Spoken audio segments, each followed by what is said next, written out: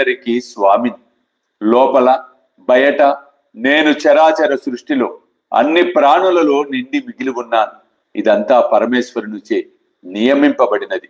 దీనిని నడిపించే సూత్రధారిని నేను సకల ప్రాణులకు తల్లిని.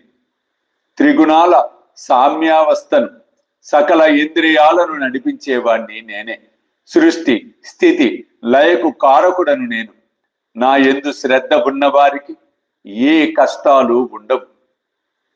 నన్ను మరచిపోయిన వారిని మాయ కొరడాతో కొడుతుంది. ఈ దృశ్య జగత్తు నా స్వరూపం. ఎంతటి గొప్ప సూచన! సాధువులకి పరమేశ్వరుడికి భేదం లేదు. అభేద రూపంలో ఈ చరాచర విశ్వాన్ని ఉద్ధరించడానికి వారు అవతరిస్తారు. గురు చరణాలలో లీనం అవ్వాలంటే గురువు యొక్క గుణాలను గానము చెయ్యాలి. నిజంగా ఒకసారి ఆలోచించండి. అంటే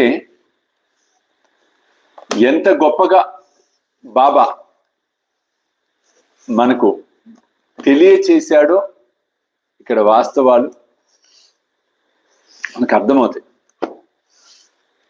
అంటే గురువు యొక్క శక్తి, గురువు యొక్క స్థితిగతులను మనం చూసినట్లయితే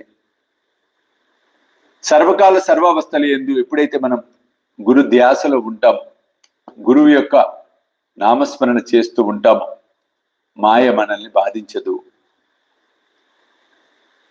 మనల్ని సురక్షితంగా ముందుకు నడిపిస్తుంది అన్న సత్యాన్ని రోహిలుడు కథ ద్వారా, తన అభయ సూత్రాల ద్వారా మనకు బాబా తెలియచేయటం అనేది జరిగింది.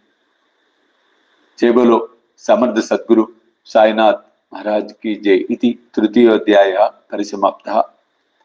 लोका समस्ता सुखिनो भवन्तु। सर्व